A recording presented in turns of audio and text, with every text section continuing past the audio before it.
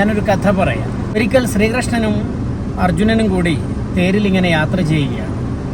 ഗ്രാമങ്ങളിലൂടെ യാത്ര ചെയ്യുന്ന സമയത്ത് ഒരു സ്ഥലത്തെത്തിയപ്പോൾ ഉള്ളിൽ വെച്ചിരുന്ന ഒരു സംശയം അർജുനൻ പുറത്തെടുത്തു. ശ്രീകൃഷ്ണ ഭഗവാനോട് ചോദിച്ചു, എനിക്കൊരു സംശയം, നിങ്ങളെല്ലാവരും നല്ല രീതിയിൽ കാര്യങ്ങൾ ചെയ്യുന്നുണ്ട്, ഞാനടക്കമുള്ള എല്ലാവരും, പാണ്ഡവന്മാരിൽ എല്ലാവരും നല്ല കാര്യങ്ങൾ ചെയ്യുന്നുണ്ട്. എന്നാലും ദാനത്തിൻ്റെയും ധർമ്മത്തിൻ്റെയും കാര്യം വരുമ്പോൾ അതിലൊന്നാമനായി എപ്പോഴും പറയപ്പെടുന്നത് കർണനെയാണല്ലോ എന്ന് പറഞ്ഞു. എന്താണ് കാര്യം എന്ന് ചോദിച്ചപ്പോൾ അദ്ദേഹം പറഞ്ഞു, ഇപ്പം തന്നെ അത് ഞാൻ തെളിയിച്ചു തരാം. അങ്ങനെ ശ്രീകൃഷ്ണ ഭഗവാൻ ഒരു കാര്യം ചെയ്തു. അവിടെ തേര് നിർത്തി തൊട്ടടുത്ത് കാണുന്ന മല അതിനെ നോക്കിക്കൊണ്ട് പറഞ്ഞു, ഇതിപ്പോൾ ഞാനൊരു സ്വർണ്ണമലയാക്കാൻ വേണ്ടി പോവുകയാണ്. ഈ സ്വർണ്ണമലയിൽ ഉള്ള സ്വർണം മുഴുവൻ നാട്ടുകാർക്കൊക്കെ നീ ദാനം ചെയ്യണം എന്ന് പറഞ്ഞു. അർജുനൻ അത് കേട്ടപ്പോൾ പൂർണ്ണ മനസ്സോടെ അതിന് തയ്യാറായി. അങ്ങനെ അദ്ദേഹം നാട്ടിലുള്ള എല്ലാ ആളുകളെയും, ഗ്രാമത്തിലുള്ള മുഴുവൻ ആളുകളെയും വിളിച്ച് അവരെ ഓരോരുത്തരെയായി വരി നിർത്തി ഓരോരുത്തർക്കും അദ്ദേഹം ദാനം ചെയ്തു. ഇത്ര ഭാഗം നിനക്ക്, ഇത്ര ഭാഗം നിനക്കെന്ന് പറഞ്ഞ് ഇളക്കി മാറ്റിക്കൊണ്ട് സ്വർണം ദാനം ചെയ്തു തുടങ്ങി. എന്നാൽ കുറെ കഴിഞ്ഞപ്പോൾ അർജുനന് വല്ലാത്ത ക്ഷീണം തോന്നി. ഒരുപാട് ആളുകൾക്ക് ഇനിയും ദാനം ചെയ്യാൻ ബാക്കിയുണ്ട്.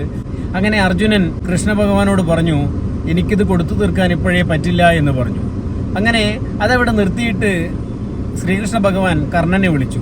അദ്ദേഹത്തെ കൂട്ടിക്കൊണ്ടുവന്ന് അദ്ദേഹത്തോട് കാര്യം പറഞ്ഞപ്പോൾ, ഇങ്ങനെയാണ് കാര്യം, ഗ്രാമത്തിലുള്ള മുഴുവൻ ആളുകൾക്കും ഈ മല, സ്വർണ്ണമല വീണ്ടും പഴയതുപോലെ ആക്കിയിട്ട് അദ്ദേഹത്തോട് പറഞ്ഞു, ഈ മല മുഴുവൻ പാവങ്ങൾക്ക്, ഈ ഗ്രാമത്തിലുള്ള ആളുകൾക്ക് ദാനം ചെയ്യുമെന്ന്.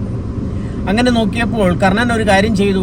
ഗ്രാമത്തിലുള്ള മുഴുവൻ ആളുകളെയും വിളിച്ചു വരുത്തി വരിയൊന്നും നിർത്താതെ എല്ലാവരെയും അടുത്ത് വിളിച്ചിട്ട് അദ്ദേഹം പറഞ്ഞു, ഈ ഗ്രാമത്തിലുള്ള ഈ ഒരു മല സ്വർണത്തിന്റെ മലയാണ്, ഇത് നിങ്ങൾക്കെല്ലാവർക്കും ഒരുപോലെ അർഹതപ്പെട്ടതാണ്, എല്ലാവരും ഒരേപോലെ വീതിച്ചെടുത്തോളൂ എന്ന് മാത്രം പറഞ്ഞ് കർണൻ തിരിച്ചുപോയി.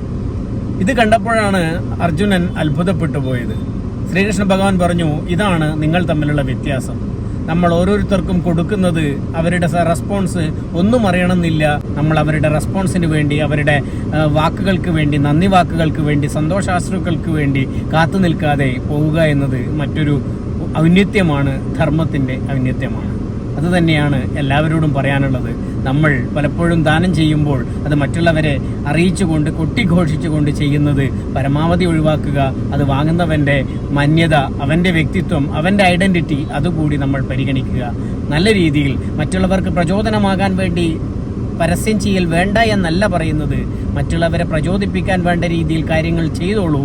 എന്നാലും മറ്റുള്ളവരുടെ വ്യക്തിത്വത്തെ ഹനിക്കുന്ന രീതിയിലുള്ള ദാനധർമ്മങ്ങൾ ഒഴിവാക്കുക. നന്ദി, നമസ്കാരം.